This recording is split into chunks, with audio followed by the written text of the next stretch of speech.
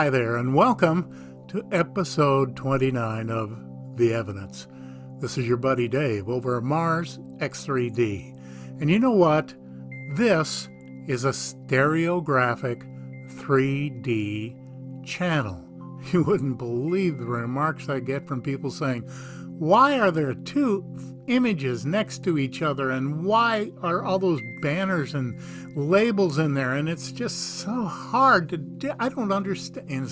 Okay, slow down.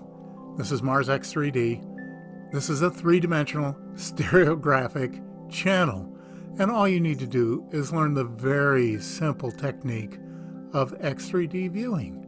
I'm going to put a link below this video, and indeed in all following videos, which I've already done, but I'm going to put it in the comments at the top, okay, so it's easy to find.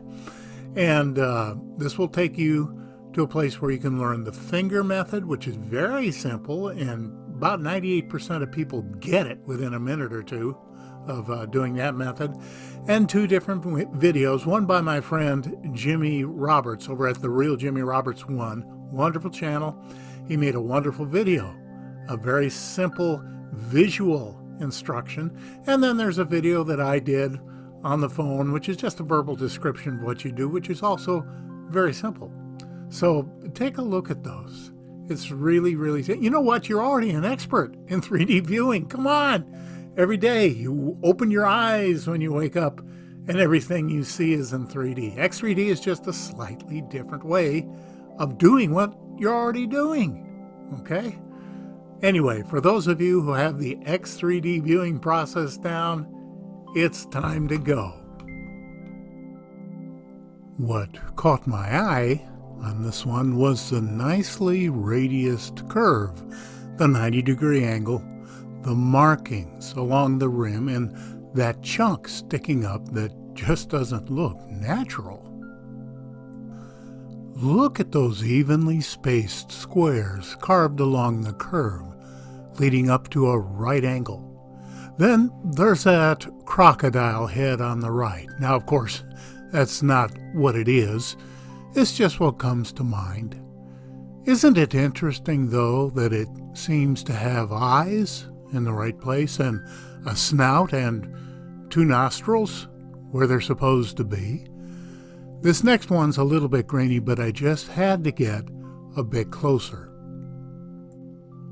Look, I know I'm just being too cute with the play on words, but really my first impression, what with those markings and all, is that this was some kind of sundial. Or it could have been a fountain at one time, with that critter head spouting water into the pool below. I don't know. But there's just too much purposeful symmetry here for me to just brush it aside. There have been a number of different folks who've pointed this one out. Problem is, no one ever seems to present their stuff. They mark it or they put a title on it of some kind, but they never present it. They never analyze it. So that is what we try to do at Mars X3D, is to get this material to you, analyze it, and hopefully get some different perspectives from different people. Now, bear with me a minute. This looks just like the tubing found below the valve cluster of a tuba. I spent over 50 years as a professional tubist, so I just can't help thinking like that. It's almost impossible for me to look at this and not think it belonged to a large musical instrument, if you consider a tuba a musical instrument. Anyway, you can see the similarity to the inset. It's kind of uncanny. Regardless whether this was once a brass instrument or not, it's certainly clear enough that this is a cluster of tubing designed to handle either fluids or gases. Getting a little closer, I see what looks like rotary valve junctions. They're used for directing the air, the fluid, or whatever is in those pipes through a different section of tubing. This, I think, is a very compelling find. This type of thing simply doesn't exist in nature, to my knowledge, and seems ironclad proof of intelligent agency. Stephen Claridge found this interesting little item tucked up under a rock. I found it appropriate to have an arrow pointing out what looks like an arrowhead. Now, I'm sure there are geologists and other types of experts out there, so riddle me this, Batman. Can a piece of rock, or maybe metal, erode into this shape? Well, I suppose it's possible, but look at the bilateral symmetry, the perfect triangular shape, the two matching curves blending into the part that would attach to the arrow's shaft. It does make you wonder. You know, I just want to pick it up, dust it off, examine it closely, and then slip it into my artifact pouch. Growing up in Iowa, we'd find arrowheads walking to school, especially when it just rained and some of the small gullies washed out. We'd find tiny bird points no bigger than a fingernail, on up to big old points that were spearheads. I'd also occasionally find one with a hole drilled through the base. I guess maybe for mounting it on the shaft. Anyway, I still have a big salad bowl filled with arrowheads of all sizes at the old house. As far as I'm concerned, that's an arrowhead, and it needs to go into my bowl at home. Speaking of flints with holes drilled in them, here's one I found a number of years ago from Opportunity. When I first saw this tucked down there between the rocks, my old instincts for picking up arrowheads really kicked in big time. I really wanted to reach down and get that thing. Let me explain something really quickly. The parallax of the cameras being so close exaggerate the stereo depth. The portion with the hole in it looks like it's much higher than the rest of the flint. In fact, all the planes of the flint are exaggerated. It's not that way. It's just what the parallax does.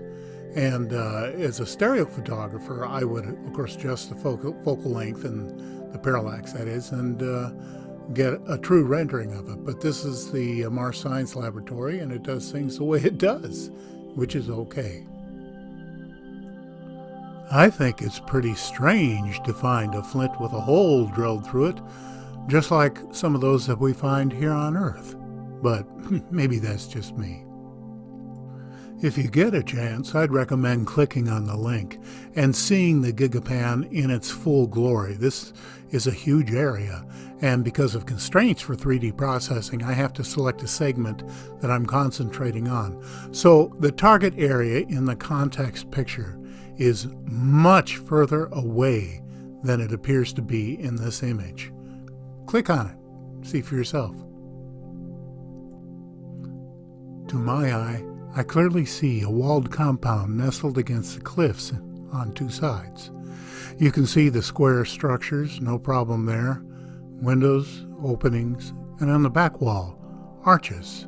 We're going to examine that a little bit closer in a moment. Also, if you take the time to really dive into the photo, there seem to be buildings within the compound. The important thing in this image is to look at that white arrow, and you can see that sunlight is on the ground, and you're seeing it through pillars that make up the supports for that particular wall. There are any number of items that arguably could be buildings or shelters around the perimeter. As you spend a little time with the image, they kind of begin to emerge in a way that your brain can make sense of. Also notice the locator dot near the lower center of the image. To its right, a U-shaped pipe or tubing comes out of what looks like a building. To the left, a U-shaped wall. What's that all about? Hey, thanks for stopping by. You know, it really doesn't matter to me whether any of this convinces you at all. I do this to document the material and get it out there while I have the time to do that. You're an adult. Look at the evidence, make up your own mind. This is your buddy Dave in Mars X 3D. Be well.